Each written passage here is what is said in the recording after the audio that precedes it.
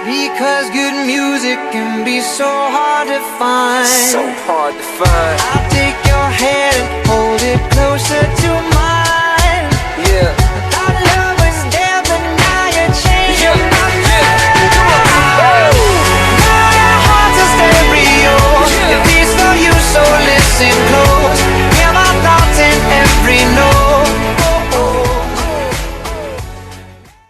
Assalamualaikum warahmatullahi wabarakatuh. Saya Heru Aldi Santoso. Saya Indah.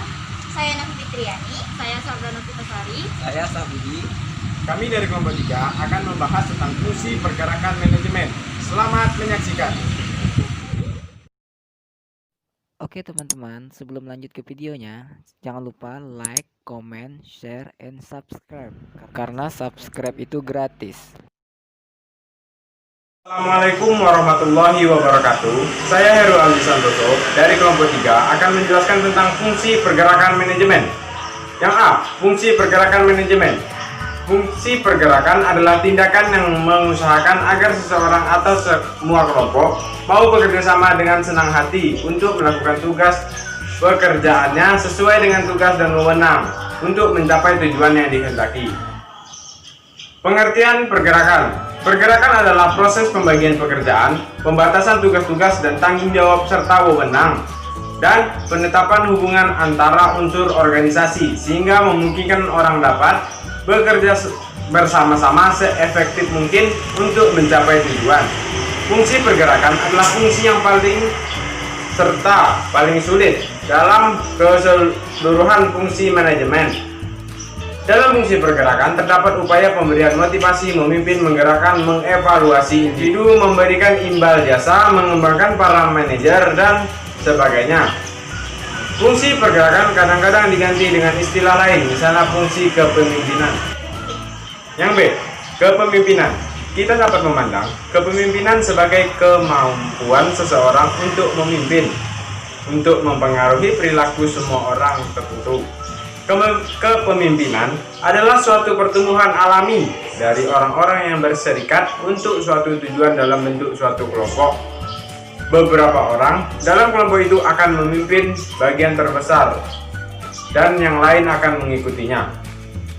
Para pemimpin juga menjalankan sebuah fungsi lainnya yang sangat penting.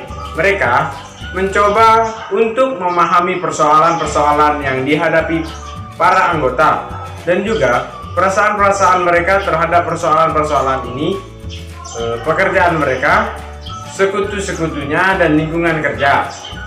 Seringkali kegiatan-kegiatan ini diabaikan dalam pembahasan-pembahasan kepemimpinan. Mengenal masalah-masalah ini serta pembahasan-pembahasan kepemimpinan serta perasaan sekutu-sekutunya memungkinkan para pemimpin untuk memperoleh informasi dan tanggapan-tanggapan yang dapat digunakan untuk memperbaiki perilaku mereka sendiri agar mutu kepemimpinan mereka dapat ditingkatkan. Assalamualaikum warahmatullahi wabarakatuh. Perkenalkan, nama saya Indah. Di sini saya akan menjelaskan kelanjutan penjelasan yang telah disampaikan sama saudara Heru, dan saya akan melanjutkannya, yaitu tentang syarat-syarat seorang pemimpin. Seorang pemimpin harus merasa puas dengan selesainya pekerjaan tertentu yang dilakukan olehnya dengan memenuhi kebutuhan-kebutuhan kelompoknya. Tingkat kepercayaan yang dipunya kelompok itu kepada seorang pemimpin itu maupun kesediaan kelompok itu dalam melakukan apa saja yang dikatakan oleh pemimpinnya itu kepadanya merupakan pokok keberadaan di mana seorang kepemimpinan itu harus tegas.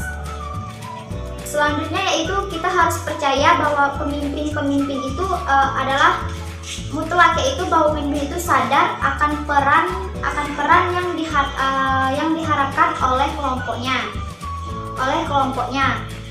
yaitu pemimpin itu sangat diharapkan bahwa dirinya itu benar-benar menjadi seorang pemimpin oleh kelompoknya tersendiri.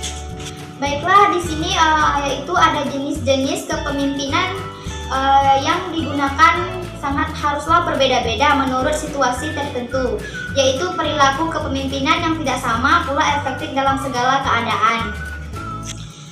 Perilaku kepemimpinan yang tidak sama pula efektifnya dalam segala keadaan karena pemimpin itu yang khas yang terlibat dalam segala situasi yang berbeda. Maka akibatnya adalah bahwa sudah beberapa waktu seorang pemimpin harus mempunyai sekedar jiwa pemimpin, yaitu menyarankan pekerjaan seseorang atau manajer itu lebih banyak disesuaikan dengan suatu gaya kepemimpinan itu. Dan maka dari itu disesuaikan pula dengan persyaratan-persyaratan kerja.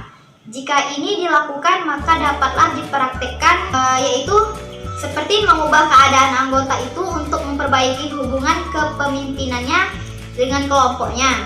Yang kedua, mengubah kekuasaan formal pemimpin itu. Baiklah, yang ketiga, sesuaikan struktur tugas, perinci beberapa poin tertentu yang lain dalam garis-garis besarnya, yaitu biarkan yang lainnya kepada inisiatifnya sendiri yang lebih disukai oleh pemimpin itu agar terjalannya suatu organisasi itu lancar. Saya Novi Fitriani, saya akan melanjutkan penjelasan materi dari Saudari Indah. Jenis-jenis kepemimpinan. Yang pertama, kepemimpinan situasional. Jenis kepemimpinan ini dipercayakan bahwa faktor yang paling utama untuk menentukan gaya kepemimpinan adalah situasinya. Pemimpin maupun pengikutnya menyesuaikan diri dengan situasi. Juga terdapat sekedar penyesuaian diri oleh pengikut dan pemimpinnya, begitu juga sebaliknya. Yang kedua, ada kepemimpinan perilaku pribadi. Kepemimpinan ini dikenal juga dengan istilah personal behavior leader.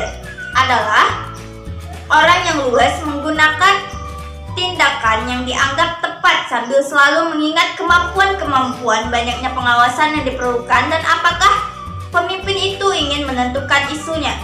Yang ketiga, ada kepemimpinan work-centered.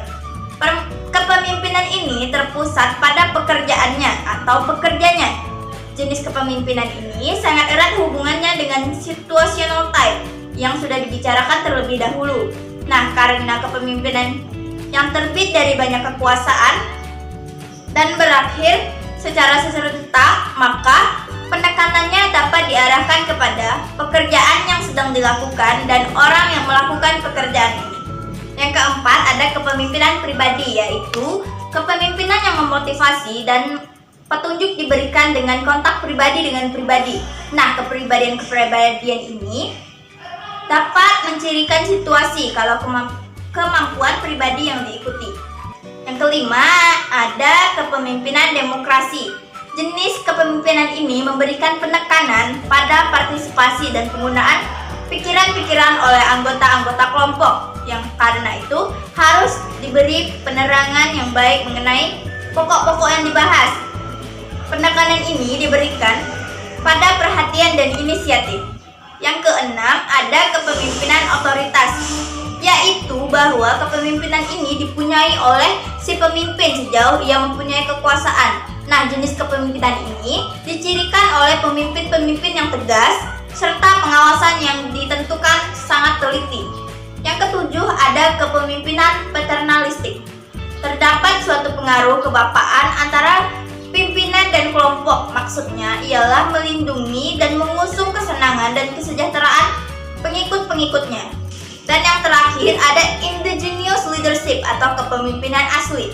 Jenis kepemimpinan ini berasal dari kelompok-kelompok organisasi. Pemimpin-pemimpin asli yang berbeda dapat ditemukan untuk tujuan-tujuan yang berbeda dalam bentuk yang sama. Nah, dari semua jenis kepemimpinan yang berbeda ini, maka dapat kita tarik kesimpulan bahwa suatu kepemimpinan adalah hubungan yang multidimensional dan kompleks. Assalamualaikum warahmatullahi wabarakatuh. Saya Sabdi, saya akan melanjutkan pembahasan dari Novi Fitriani yang C, yaitu motivasi. Motivasi menyangkut perilaku manusia dan merupakan sebuah unsur yang vital dalam manajemen. Untuk melakukan ini, pengetahuan mengenai manusia dan kecakapan dalam berurusan dengan perilaku mereka sangat penting. Motivasi berbeda di antara orang-orang. Ia tergantung dari beberapa faktor seperti kewibawaan, ambisi, pendidikan, dan umur. Adapun motivasi dari diri sendiri berasal dari keinginan yang keras untuk mencapai suatu tujuan tertentu. Masuk ke teori kebutuhan. Teori motivasi yang paling terkenal adalah hierarki teori kebutuhan milik Abraham Maslow.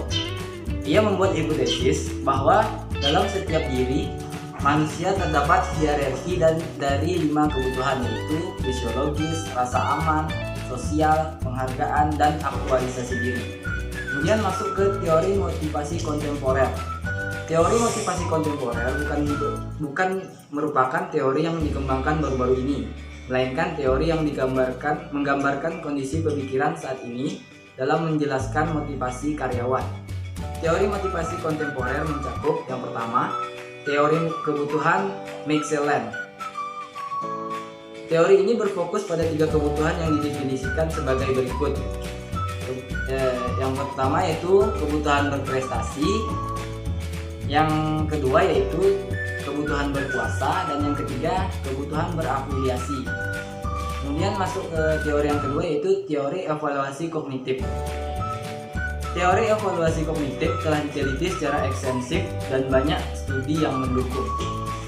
Yang ketiga yaitu teori penentuan tujuan. Artinya, tujuan memberitahu seorang karyawan apa yang harus dilakukan dan berapa banyak usaha yang dikeluarkan. Yang keempat yaitu teori penguatan, di mana perilaku merupakan sebuah fungsi dari konsekuensinya.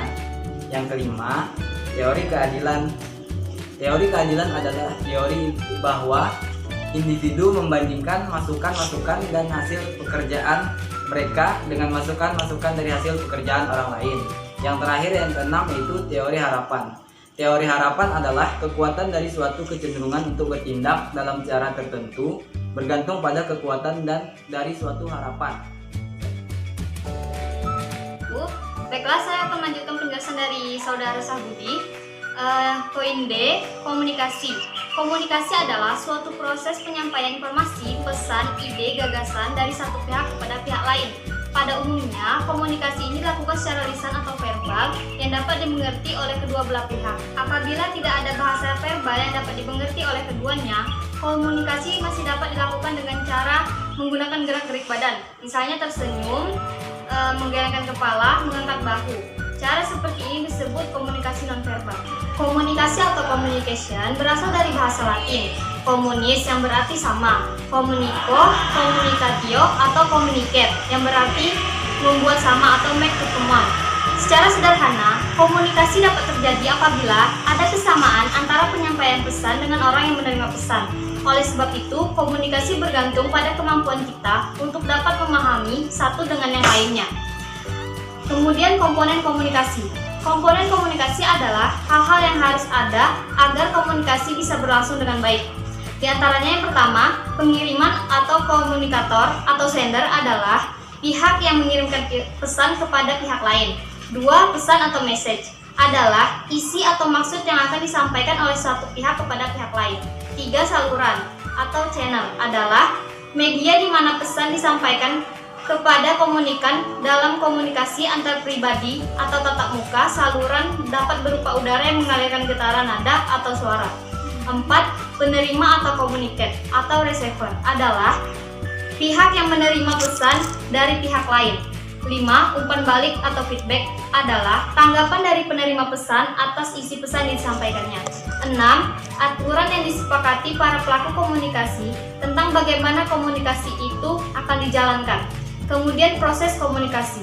Proses berlangsungnya komunikasi bisa digambarkan seperti berikut.